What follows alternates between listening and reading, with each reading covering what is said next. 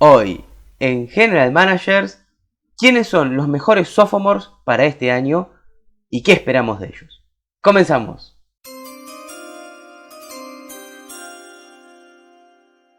Buenas Emilio, ¿cómo estamos?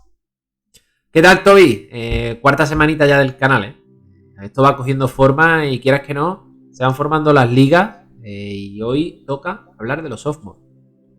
A ver, es una metodología que al menos a mí me gusta mucho abordar a nivel fantasy los jugadores de segundo año, después de pasado, ¿no?, su año rookie, con todo lo que significa para los jugadores hacer la transición a la NBA. Son jugadores que a mí personalmente me gusta elegir mucho porque suelen estar por debajo de su rendimiento real en lo que va a ser la temporada donde ya van a estar establecidos oficialmente como jugadores NBA. Entonces, si te parece, Emilio, vamos a repasar 5 de ellos. No solo los mejores, sino los casos quizás más disruptivos que podemos plantear. Pueden dejarnos las consultas sobre los que no tratemos en la cajita de comentarios y lo podemos llegar a hacer incluso en la segunda parte, ¿por qué no? Así que, si te parece, sin mucho más, comenzamos. ¿Quién es el primer sophomore del que vamos a hablar?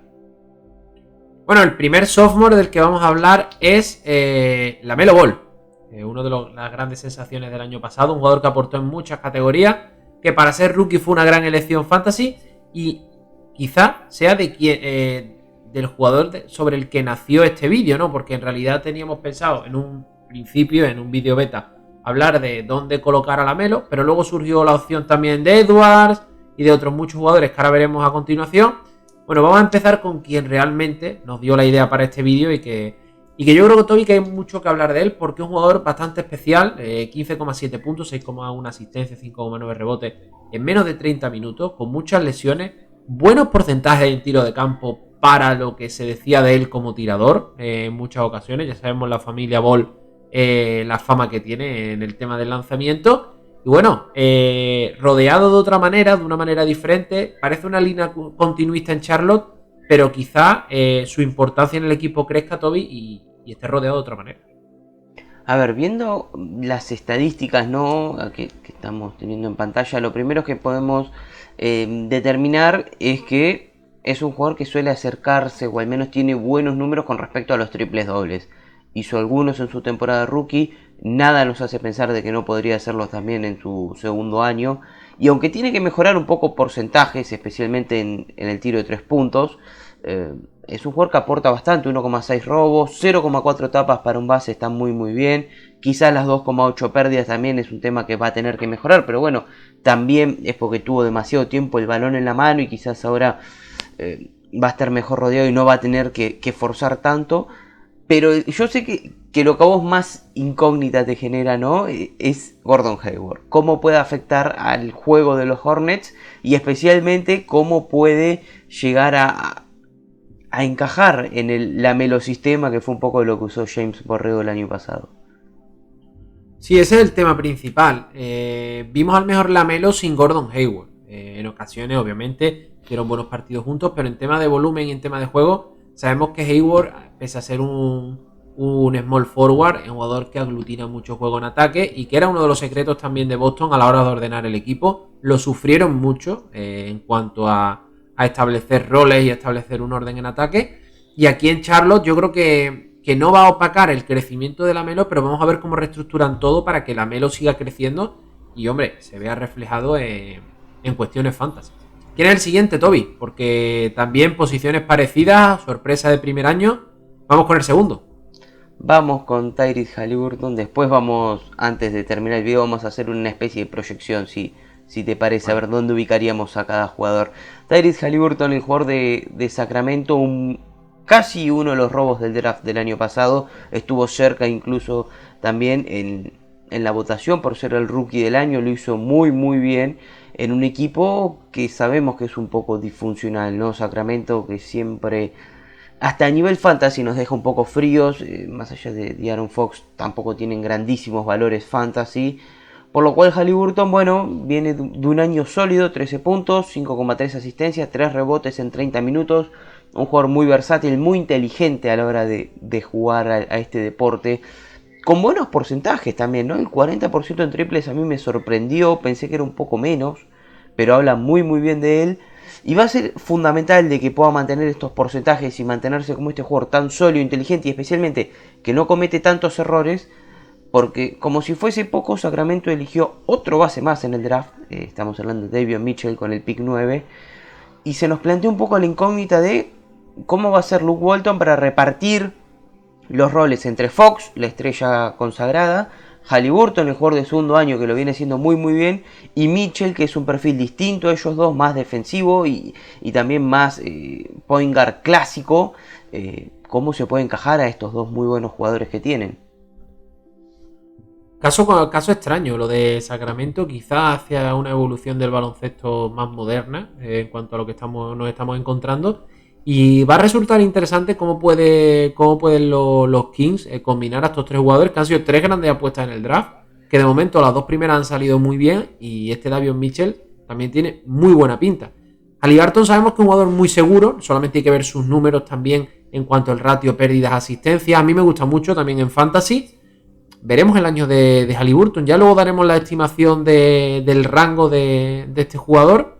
Pero a priori parece una muy buena opción fantasy. Y con el buen sabor de boca que nos dejó la temporada pasada, sería una buena apuestita para muchos formatos de este sophomore. A ver, un último tema sobre Haliburton y creo que ahí podemos cerrar. Hay que ver también si van a jugar con los tres en pista, dónde va a jugar Buddy Hield, si puede haber movimientos por el propio Hield o por Harrison Barnes que abran nuevas oportunidades. Yo creo que Sacramento en algún momento de la temporada se va a mover, creo que Haliburton no va a salir, pero vamos a ver cómo se configura la plantilla, porque me parece que aunque es un jugador que encajaría bien en todos lados, si se lo rodea mejor de como está rodeado ahora, lo puede hacer muy muy bien, incluso puede superar estos números que ya de por sí fueron muy sólidos. Si te parece, tercer jugador, además uno que nos gusta mucho ver porque es un jugador espectacular. Estamos hablando de Anthony Edwards, el número 1 del draft del año pasado. 19,3 puntos, 2,9 asistencias, 4,7 rebotes en 32 minutos. Tienen los porcentajes en pantalla. Sabemos que quizás no son los mejores porcentajes que puede tener un jugador, pero por ser un jugador que venía con el cartel de que no era un gran tirador, lo hizo bastante bien por el volumen que tuvo dentro de un equipo bastante conflictivo, y se abre una oportunidad como para que este año pueda desarrollar todo su juego y justificar no solo porque es fue el número 1 del draft, sino porque es un candidato a ser All-Star y a todos los premios que a uno se le ocurran en la liga. Principal beneficiado quizá, ¿no? del desastre que fueron los Minnesota Timberwolves el año pasado, con las continuas lesiones de Karl Anthony Towns. Tema también de D'Angelo Russell, que estuvo mucho tiempo fuera. Cuando hablo de las lesiones de Karl Anthony Towns, englobo todos los problemas que tuvo. Es decir, que no estuviera gran parte de la temporada. Y es que incluso este verano ya no solo es que hayan salido vídeos trabajando el tiro y tal, como cualquier estrella joven, que ha crecido. Ha subido a 6,6 pies de altura, que he tenido que hacer la conversión antes cuando estábamos hablando Toby y yo antes de hacer el vídeo. Eran unos 2 metros raspados por encima. Y en algunas plataformas americanas decían que lo mismo podíamos verlo de power forward. De momento a mí se me queda un pelín corto y por sus características de juego quizá no sea su mejor posición. De hecho, de momento está listado como shooting guard o como small forward. Toby, ¿le veremos como playmaker principal del equipo con esas características que tiene D'Angelo Russell y que también le hemos visto hacer en Brooklyn? A ver, creo que tanto Russell como Beasley podrían ser playmakers, pero si el entrenador es inteligente, Anthony Edwards es el futuro del equipo y tiene un techo superior al de D'Angelo Russell. Me parece de que ya promediar como novato casi 20 puntos por partido, me parece que es un número espectacular, que tiene un potencial anotador buenísimo, es súper atlético, súper explosivo. Es de esos jugadores que a uno le da gusto ver. Y, a ver, no sé si como playmaker, pero sí tiene que ser la opción número 1 bis del ataque. Sabemos que Towns tiene su rango, que es un jugador espectacular. De hecho, ya hablamos de él en el video de Centers hace menos de una semana, que lo invitamos a verlo si no lo han visto. Pero Anthony Edwards este año podría irse a los 23 o 24 puntos por partido tranquilamente, y sin hacer de que Russell, por eso, por ejemplo, promedie 5 puntos, sino que puede mantener sus números también. Creo Creo que Minnesota tiene en él una joya y va a depender muchísimo del staff si simplemente se queda, vamos a ponerlo, en un Wiggins más explosivo o si lo terminan desarrollando en un grandísimo jugador en el 2 y el 3 que tiene todas las condiciones para hacerlo. Venga, otro jugador que ha creado mucha controversia a lo largo del año por las altas expectativas, por su formación un tanto especial, James Wiseman, el center de Golden State Warriors, un equipo que estaba acostumbrado a jugar sin un center principal, mucho jugador defensivo que ayudará a Draymond, incluso Draymond jugando de falso 5. Y el rookie el año pasado hizo 11,5 puntos, 5,9 rebotes, 0,9 tapones en apenas 21 minutos de juego, con unos porcentajes, bueno, mejorables sobre todo en el tiro libre para lo que es un center de primer nivel. Vimos en el vídeo de los centers que había muchos jugadores anclados en este 60 y algo % en tiros libres, pero se les pide al menos un 70% si son jugadores con buena mano, como debería ser Wiseman. ¿Dudas? Pues el tema, para empezar, de lesiones. El 16 de abril pasó por el quirófano por temas de menisco. Vamos a ver cómo se encuentra, si está totalmente recuperado para el training camp, si Steve Kerr va a contar con él, y después los cambios que se han producido en plantilla. No, y además ya estamos viendo sus números en pantalla, 3,1 falta y 1,5 pérdidas en 21 minutos, son números muy mejorables. Se notaba que estaba verde y que ese año casi sin jugar en la universidad le vino muy mal. Wiseman quizás es el primero de todos estos jugadores de los que vamos a hablar, y incluso diría el único, del que no, al menos yo no soy muy optimista con él. Y no porque no vaya a jugar bien o mucho, sino porque a nivel fantasy se me queda corto. Tuvo algunos buenos partidos, pero Golden State está súper cargado en su rotación. Creo que la llegada de Porter, de Kuminga, el regreso de Iguodala va a hacer que Draymond Green juegue cada vez más minutos de center. Y aunque Wiseman puede ser un buen center suplente, sabemos que eso normalmente no es suficiente para ser un gran jugador a nivel fantasy, y mucho menos para justificar un número 2 del draft, ¿no? Veremos cómo lo desarrollan. Sabemos que Golden State es un staff que suele desarrollar bien jugadores. Creemos que van a tener paciencia con él, pero bueno, este año todavía, al menos como está planteado el tema, es una incógnita y tendría al menos un poco más de cuidado a nivel fantasy con él.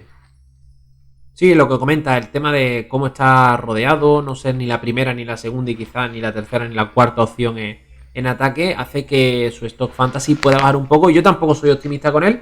Con el que sí soy optimista es con el quinto jugador de este vídeo, que es Isaiah Stewart.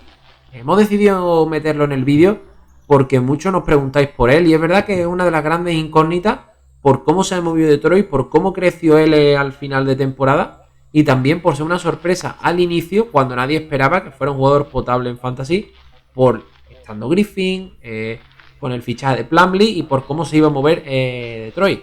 Toby, Isaiah Stewart, ¿opción fantasy para este año? Sí, yo creo que sí, es una además que va a salir baratita y que puede tener mucho upside. Es un pick que fue bastante criticado en su momento, pero le terminó saliendo bien a Detroit. A ver, sus números en pantalla no hablan de una gran cosa, pero estuvo mucho tiempo atrás de Plumlee, que este año no está. Y aunque llegó Kelly Olynyk, que además llegó con un gran contrato y veremos cuál es su rol, pueden jugar juntos tranquilamente. Olynyk puede abrir bien la pista como 4 y jugando Stewart más por dentro. Creo que además el simple hecho de que Stewart haya promediado un 33% en triples, está bien, sin tanto volumen, pero mostrando que al menos puede ser decente lanzando 3 puntos, habla muy bien de él y de lo que puede llegar a jugar con otro tipo de jugadores que quizás no tengan tanto tiro. Y dentro de unos Pistons que creemos que, su backcourt de Killian Hayes y Cade Cunningham va a estar en prueba y error y en constante aprendizaje. Un Stewart que mostró estar bastante maduro para la NBA, que tiene mucho potencial para ser un jugador casi de doble fijo. Me parece que es una muy buena opción fantasy. Hay que ver sus números sin Plumlee, sus números en los últimos 2 meses de competencia, donde también todo se relajó un poquito, pero hizo excelentes estadísticas. Creo que Stewart puede llegar a ser uno de los robos de los drafts de este año a nivel fantasy. Hacemos unas estimaciones de estos jugadores con mucho upside, como tú dices, que al final han hecho que que agrandemos la lista de sophomore a comentar. Y va a ser, vamos simplemente a hablar de la Melo Ball largo y tendido. Luego se sumó Edwards, luego fuimos viendo algunos jugadores. Venga, ¿dónde lo vamos ubicando? Empezamos, si quieres, por Anthony Edwards, que quizá lo tenemos más claro los dos. Creo que Anthony Edwards en algunas ligas, especialmente redraft, ¿no? Vamos a hablar en Dynasty, va muy arriba. Pero en redraft, después del 40 o del 45 me parece que es un buen pick. De ahí al 70, depende cómo vaya cayendo las ligas y los distintos formatos de puntuación. Creo que estaría bien y coincidimos, ¿no? Sí, coincidimos. Quizá Bien. en el mismo, por lo menos para mí, en el mismo rango y sobre todo por el tema de categoría, entraría la Melo Ball. Dependiendo también de cómo esperamos que explote. Acordaos del año pasado, todo lo que se esperaba de Shai Gilgeous-Alexander, porque era un perfil tipo la Melo Ball, un jugador de 15, 5, 6, que a lo mejor no era tan propenso al triple doble, pero sí hacía un poco de todo y se esperaba ese salto cualitativo a estrella. Y se eligió muy pronto en muchas ligas redraft, incluso en top 20, top 25. Yo ahí no lo metería, pero a partir del 40, en ese rango que ya hemos comentado fuera de micro, donde aparecen los McCollum y todos estos jugadores que quizá no tienen tanto upside, como tú dices, Toby, podríamos incluir a lo mejor a la Melo. Yo lo veo ahí, no sé tú. Bien, estamos de acuerdo. Depende del formato, quizás en categorías. La Melo tiene el tema pérdidas, pero tiene el tema de que puede hacer triples dobles muy, muy tranquilo. Pasando al siguiente jugador del que hablamos, Haliburton, creo que es un pick top 100. Creo que cambia mucho, depende del formato. Pero si no confían mucho en Davion Mitchell, cuanto más arriba mejor. No me entra dentro de los 60 primeros, creo. Pero de ahí para abajo, siempre a partir de esa zona hay como picks muy raros, que podrían ser el 65 o el 115. Y no hay grandes diferencias en un principio. Después claramente la clave está en acertar al pick, ¿no? Pero creo que por ahí puede venir el tema. ¿Coincidimos también? Sí, y te pondré algún ejemplo. Yo ya en ese rango del 80 y tanto en adelante, antes de coger un Ivan Fournier, un Tim Hardaway, un Jordan Clarkson, incluso un Markel Fultz, que no sabemos cómo va a estar físicamente, yo iría con Haliburton y me la jugaría con él porque además creo que puede ser un pick que durante el año, cuando tenga una semana buena, es muy traspasable. Creo que es un jugador muy vistoso para traspasar, la gente lo va a querer tener en su equipo y yo lo metería también en ese rango. Nos quedan ya si acaso los dos centers, que ahí puede haber más diferencia de rango entre ellos y quizá también estamos de acuerdo porque son dos jugadores que parecen estar muy establecidos en un rango u en otro. A ver, Stewart para mí es un pick después del 60-65 también, que va a depender mucho. Es decir, por ejemplo, yo lo elegiría antes que Steven Adams, sin dudas. Me parece que tiene mucho más potencial. Creo que lo elegiría después de los primeros 10 centers que contamos y los 4 extras también, pero no mucho más lejos que eso. Es decir, hay jugadores que quizás proyecten o hayan hecho mejores números, ¿no? Es decir, elegiría a Stewart antes que a Thomas Bryant, se me ocurre así un nombre. Creo que también lo elegiría antes que a Robert Williams, aunque ahí sería más parejo, y que a Al Horford seguro. Pero para que se vayan dando una idea, porque me parece de que el tema Olynyk le puede afectar un poco en sus minutos, pero no en su productividad. No son jugadores similares y creo que ahí es la clave de cómo Detroit lo maneje. Pero creo que puede estar en ese rango para que se den una idea, porque a veces no coinciden las ligas. Pero después del 60, del 70 y antes que Steven Adams y toda esa gente, creo que lo elegiría a Isaiah Stewart. Y el pick de Wiseman yo creo que es en el que estamos todos deseando que alguien se le vaya a la cabeza y lo coge en top 80, top 90, confiando en él. Y realmente no vaya a ser así. Es decir, para mí está en el 120, 115 como robo en un caso de que creas que va a salir traspasado. ¿Y por qué center? Pero tampoco lo veo yo una opción porque después hay muchos jugadores que jugando muchos menos minutos son más productivos que él. El caso de los Tristan Thompson, de los Hassan Whiteside, que tanto nos reímos de él por su inutilidad en el juego actual de la liga, pero que a nivel fantasy cuando juegan 15 minutos son súper productivos. Yo creo que el caso de Wiseman es el opuesto. Y bueno, si al final es una sorpresa, pues que cojan este corto y nos lo pongan al final de temporada. A mí me costaría elegir a Whiteside A Thompson creo que es, pero a Wiseman especialmente elegirlo antes que a Wiseman me cuesta, ¿no? Whiteside es un jugador que me queda totalmente arcaico y Wiseman me parece que tiene ahí el potencial. ¿Será en Golden State? Es la gran pregunta. Desde ya que si sale de los Warriors, su stock se dispara automáticamente en cualquier momento del año. Mientras esté sano, guarden este corto porque es de esos jugadores que traspasan a mitad de temporada tipo Caris LeVert y se destapa. Entonces, veremos. A mí en el 120 también me queda todavía un poco. Yo lo elegiría después, no te voy a mentir. No, a ver, sería de los mejores center suplentes que elegiría porque tiene el potencial, pero no, me cuesta elegirlo dentro de los 20 o 25 primeros centers en un formato redraft de ESPN o de Yahoo. Bueno, listo, Toby. Este ha sido el vídeo de sophomore. Creo que nos hemos mojado, que hemos analizado un poquito lo que esperamos de ellos. Es difícil acertar con los sophomores porque si ya es difícil con los rookies, no sabemos el tipo de ética de trabajo que tendrán, lo que hayan evolucionado en verano, cómo les haya servido la experiencia en este primer año. Pero bueno, hemos cogido a jugadores muy preguntados, los más importantes. Ha quedado un vídeo completito. Tú y yo nos vemos el miércoles con otro top, ¿no? Si no me equivoco. Con el top de Power Forwards de 4, que ya les avisamos que va a tener a Giannis muy arriba. Es todo lo que le vamos a decir, pero mucha discusión estamos teniendo estos días para armar nuestros 10 primeros. Veremos cómo nos termina quedando.